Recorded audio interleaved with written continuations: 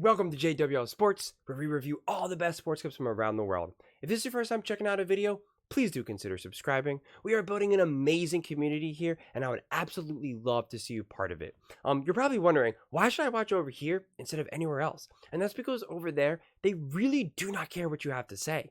They say this all the time. They talk down to us. They think we're just a bunch of clowns on YouTube, Twitter. But I think it's the opposite. I think we know exactly what we're talking about. So I read every single comment. So please definitely check this channel out. And I think you'll be really happy with what you find. Without further ado, let's get to it. We're watching a clip of First Things First, talking about the Warriors. And, what should the Warriors do if they miss the playoffs? And, what should Steph Curry do? And, how should this kind of unfold? I have some pretty mixed feelings about this, whether or not Steph Curry should try to leave the Warriors, if he should ask them to do them right, and if he should try to, chase championship potential, or if he should just stay with Golden State and retire and just be a lifer, even if it means he's never going to win again. It's an interesting question, quite honestly. And if the Warriors lose, does that mean they get rid of Clay and Draymond and keep everyone, get rid of everyone, but keep Steph, or fire Steve Kerr or whatever, which I think firing Steve Kerr would be insane. But, it's an interesting question. But let's take a listen to see what they have to say, and then we'll unpack it from there. This is less about what the Warriors should do and more about what Steph Curry should do. And it's whether or not they miss the play-in, make the play-in, miss the playoffs, whatever it is. Beating the first. It's all the same in large part. Brew, if I said to you, I figured out my retirement plans. I'm going to move back to my hometown, Kansas City, and I'm going to live on the ocean. What would you say to me? There's no ocean there. I got to pick. You can go live on the ocean somewhere, or you can live in Kansas City. You can't do both. Exactly. Ideally, that's what I would love to do. Live in my hometown and live on the ocean. Unfortunately, that is a reality that will never exist. Right. Steph Curry, when this season ends, has to make a similar decision. Do I want to be a Warrior for life, or do I want to play in games that really matter again? Yeah. He can't do both. And by the way, I hand to God mean this. I would not judge either decision. He has more than earned the right to do whatever he wants, whatever would make him happiest. And I think the Warriors would accommodate him. I think if he said, I don't want to be, guys, I don't want to be here anymore, and in fact, I want to go to either this place or this place, they would make it happen for him. He made 100 millionaires, billionaires for that team. He did all of it. But it's a sad reality that for Steph, it's now a choice. He can't have both. He can't compete at the highest level and play in the biggest games and stay being a Warrior, no matter how this season ends, because this is not going to dramatically get better, and Steph is not going to all of a sudden become 2016 Steph again. And so for all those reasons, that's what this season signals to me, is he's got to make a choice this offseason or whenever, and maybe the choice is easy. I just want to be a Warrior. But So, right, I think it depends on what he wants, which sounds silly to say, but it's like, how bad does he want more championships and to win? Because he will sacrifice some of his quality of life, because he's not going to be living in Golden State, in wherever exactly he lives, but in the Bay Area. And it's that locker room, that culture, the organization, the people, he knows all them, right? He is the king of the castle.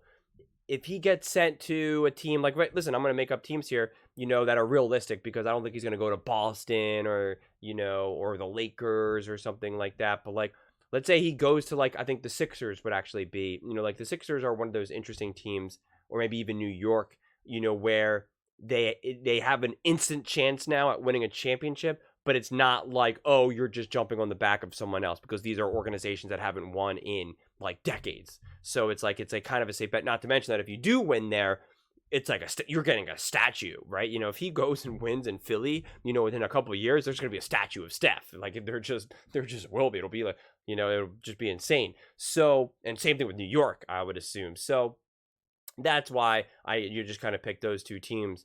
But I just think, though, but his quality of life will be different. Him wearing a Sixers uniform, him wearing a New York Knicks uniform, looking in the mirror, it's not part of his identity and his culture and, what he stands for and who he is and what he represents, like, it will feel weird to him. I'm pretty confident in that. LeBron became a wanderer. Kevin Durant, a wanderer. Some of these other players throughout their years jumped around. And because of that, in a lot of ways, yes, it helped LeBron James win championships, but it's also like, the fan bases have become more lukewarm on him. The Lakers don't love LeBron. The fans, the diehard Lakers fans, don't just love LeBron to the core. They're happy that he helped them win and they cheer for him and stuff like that, but it's not the same passion that, say, the Warriors fans have for Steph. The Miami Heat fans, I don't know what they think of LeBron at this point. Seriously, it was like they hated him, and then I think they kind of were like, okay, we got over it, but they don't love LeBron. He doesn't come back and they're all just like crying because they're so grateful for the championships that he brought them. Like, I think they're just like, yeah, it was great. We had LeBron James for 4 years. He's now been a Laker longer than he's been with the Miami Heat. And Cleveland obviously will always love him because he's their hometown, but the Cleveland fans also see him doing a lot more with other teams than they did with him. They're like, well, wait a second. You won, championships and multiple championships, and you only won us one, like, and it's like, sure, they're going to retire his jersey and also have a statue and all that, but it's still different.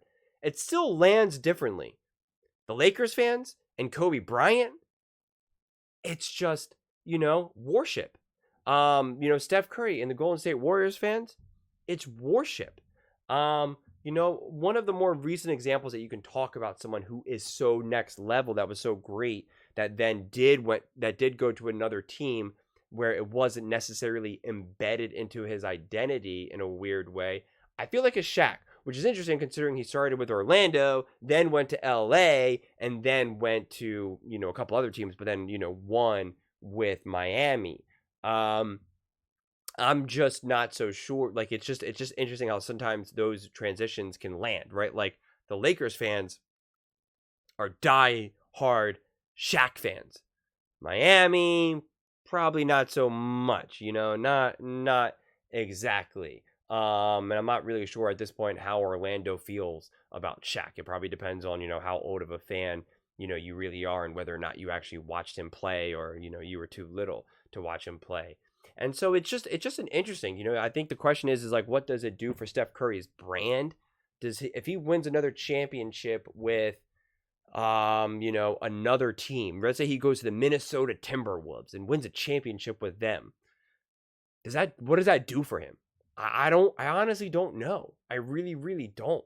Like, it's like, I think everybody will be happy and he'll be happy, and obviously that fan base will be happy, but in terms of like the global conversation, in a weird way, I don't know if it would help him, because part of what boosted Steph Curry up is the fact that he was this like homegrown hero with this original core, which, they even were mad at him for a little bit for having Kevin Durant. Even that kind of knocked him down a peg. In a lot of ways, it felt like that knocked him down a peg more than LeBron James going to Miami, and leaving Cleveland, because in a way there was the excuse like, well, hey, what is he supposed to do? Just struggle in Cleveland forever and waste his career? No, he had to go somewhere, right? And I feel like time has been more kind to that narrative.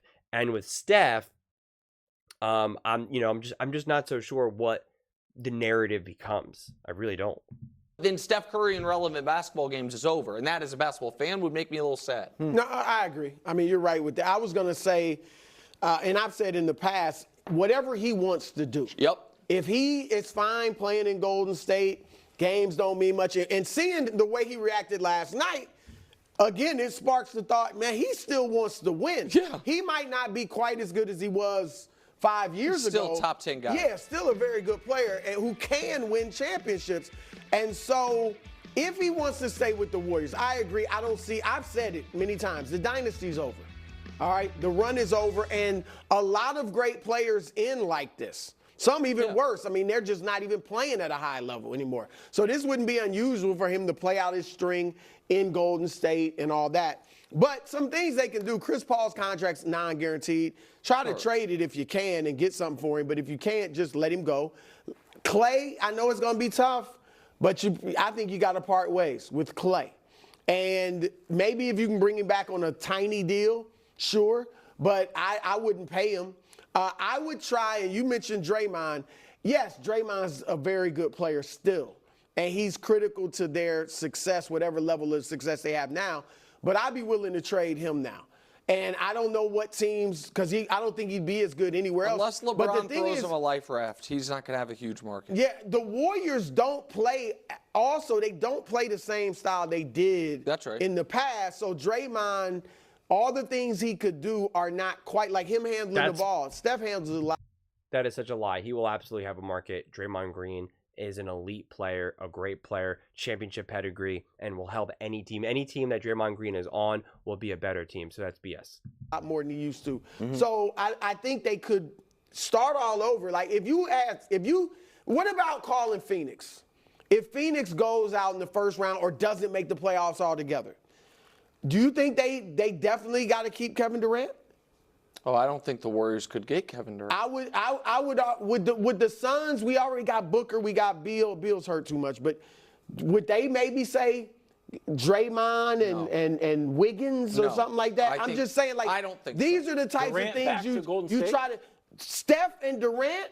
No, I just don't I would try to make that happen. Well, yeah, I get that I'm think fishing. that would work. I get I'm fishing. No, get rid of Draymond.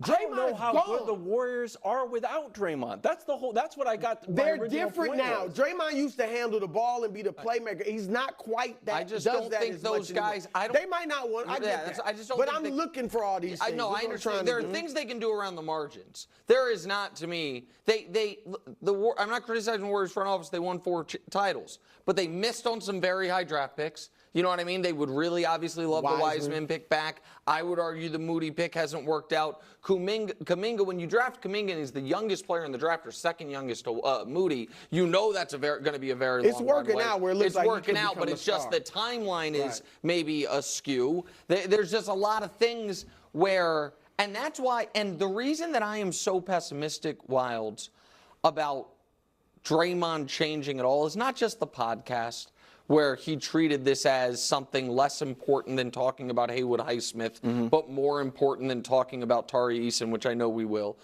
But Draymond in the tunnel after the game was shocking to me. Like nothing happened. Him and Steph, once again, lets him off the hook. Steph hugs him and walks by. I wish we had an angle of Steph's face right when he sees Draymond doing this. Because that, to me, is such a lack of accountability. And people maybe you can say I'm being unfair. I really am not trying to be unfair. And you are being unfair, because what do you want him to do? Scold him in the middle of the hallway? Like, in the tunnel? Like, what are you talking about? These guys are brothers. They have gone through the highest highs and the lowest lows together. Okay? Steph Curry loves Draymond, and Draymond loves Steph. All right? So he's just not going to hold his feet to the fire. They have their conversations. They have their one-on-one. They have their texting chains. You know, he'll tell them what it needs to be. He's not going to do it in that moment.